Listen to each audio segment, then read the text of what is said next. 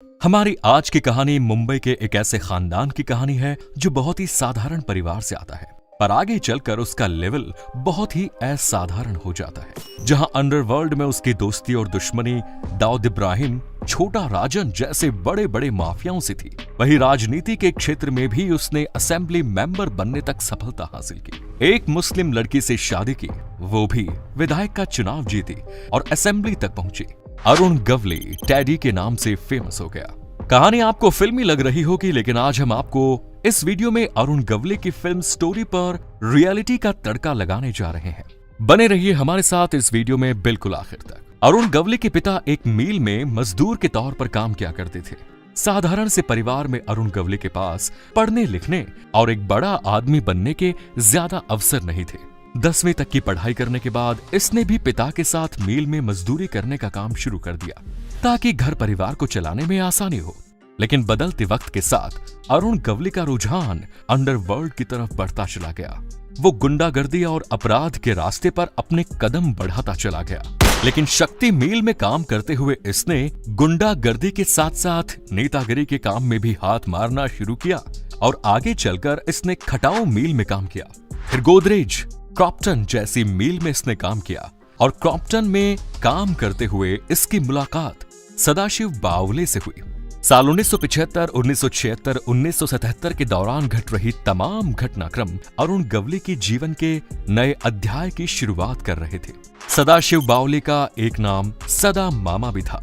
सदा मामा जुर्म की दुनिया से कनेक्टेड था और आगे चलकर अरुण गवली का भी कनेक्शन जुर्म की दुनिया से हो गया। अरुण गवली जिस स्कूल से पढ़कर निकला था, उसी स्कूल में इसके कुछ साथी भी थे, जैसे रामा नायक, बावल्या सावंत, छोटा बाबू, विलास। जुर्म की दुनिया में कदम रखने के बाद अपने इन्हीं दोस्तों के साथ अरुण गवली ने अपना एक छोटा सा अध्ययन तैयार कर लिया। ये वो दौर था जब मुंबई का अंडरवर्ल्ड अपनी एक पीढ़ी को जाता हुआ देख रहा था और दाऊद इब्राहिम और उसके गैंग के रूप में दूसरी पूरी को बढ़ता हुआ। उस दौर में हाजी मस्तान, करीम लाला, वरदराजन, मुदलियार जैसे जाने माने डॉन अपनी आखिरी पारी खेल रहे थे, जिसमें वरदराजन मुदलियार ने जुर्म से तौबा कर ली और मुंबई भी छोड़ दिया। हाजी मस्तान ने जुर्म का रास्ता छोड़ दिया। अब वो राजनीति के तालाब में हाथ पांव मारने लगा, जबकि करीम लाला ने दाऊद इब्राहिम के बड़े भाई शब्बीर को मारकर दुश्मनी की नई पारी की शुरुआत की। साल 1981 दाऊद इब्राहिम ने भी करीम के भाई रहीम को मारकर अपना बदला ले लिया। लेकिन बदले की आग में सिर्फ दुश्मन खत्म होते हैं, दुश्मनी नहीं। आगे चलकर करीम लाला ने दाऊद से समझौता कर लिया और जुर्म की दुनिया को छोड़ दिया। दोस्तों, हमारे नए साथियों से निवेदन है कि अब तक अगर उन्होंने चैनल को सब्सक्राइब नहीं किया है तो जल्दी से चैनल को सब्सक्राइब कर लीजिए। अब मुंबई पर दाऊद इब्राहिम और उसके साथियों का सिक्का चलने लगा। इस दौरान अरुण गवली, छोटा राजन और दाऊद इब्राहिम एक दूसरे के दोस्त और सहयोगी हुआ करते थे। साल 1990 के आते आते दाऊद इब्राहिम ने अपनी पहुंच को भारत से बाहर दुबई जैसे देशों में भी बढ़ाना शुरू कर दिया। उसने अपना अड्डा दुबई में भी बना लिया। लेकिन इस समय तक मुंबई पर राज करने की होड़ ने तू छोटा मैं बड़ा के कॉम्प्लेक्स को जन्म दिया। अरुण गवली दाऊद इब्राहिम के रिश्ते में खटास आना शुरू हो गई और दुश्मनी की शुरुआत हुई। आगे चलकर छोटा राजन और दाऊद इब्राहिम के रिश्ते खराब हुए। छोटा राजन मलेशिया से ऑपरेट करने लगा। दाऊद इब्राहिम दुबई में बैठा था। मुंबई में डॉन का स्पेस खाली हुआ तो अरुण गवली ने इस मौके को पकड़ने में कोई कसर बाकी नहीं रखी। उसके कंपटीशन में केवल अमर नायक था।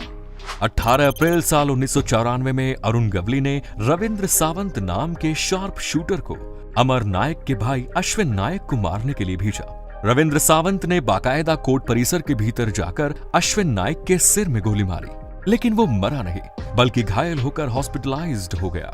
इस घटनाक्रम के बाद मुंबई पुलिस हरकत में आई और उसने एक एक करके अंडरवर्ल्ड के जितने भी डॉन और गुंडे माफिया थे उनका एनकाउंटर करना शुरू कर दिया। इस एनकाउंटर में अमर नायक मारा गया।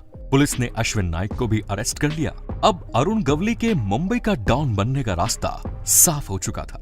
बाद में ये बात भी सामने आई कि पुलिस को अमर नायक की इंफॉर्मेशन देने वाला दाऊद इब्राहिम ही था।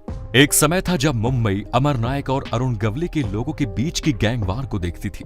अमर नायक के मरने के बाद अब ये गैंग वॉर दाऊद इब्राहिम और अरुण गवली के लोगों के बीच होने लगी। अरुण गवली का पलड़ा भारी पड़ रहा था। इसीलिए दाऊद इब्राहिम के बड़े नामचीन गुंडे और शूटर्स मुंबई छोड़ चुके थे।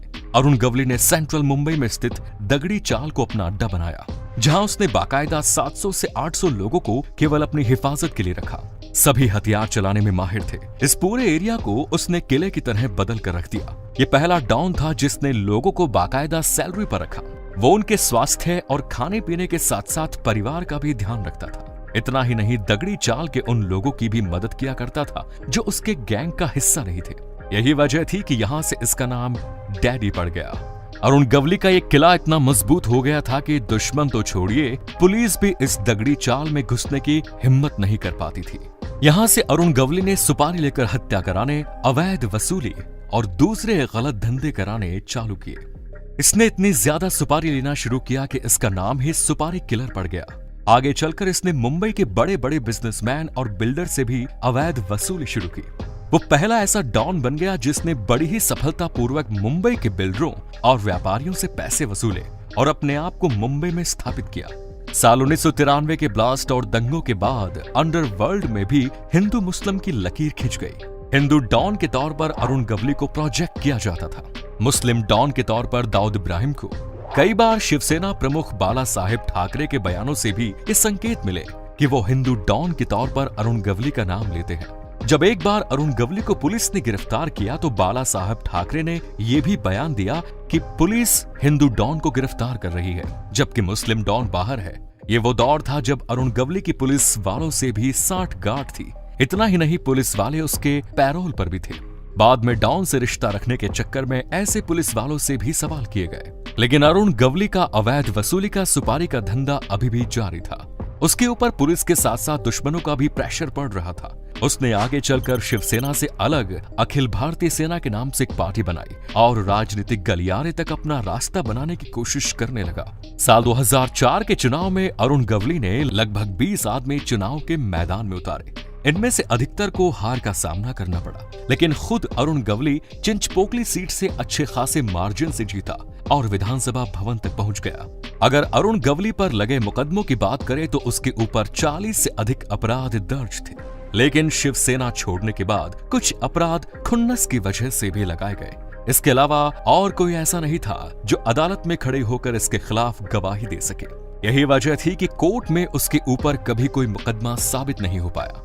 लेकिन साल 2008 में इसने शिवसेना के एक नेता और कॉर्पोरेटर कमलाकर जान संदेकर की 30 लाख रुपए में सुपारी ले ली। कमलाकर को जान से मार दिया गया।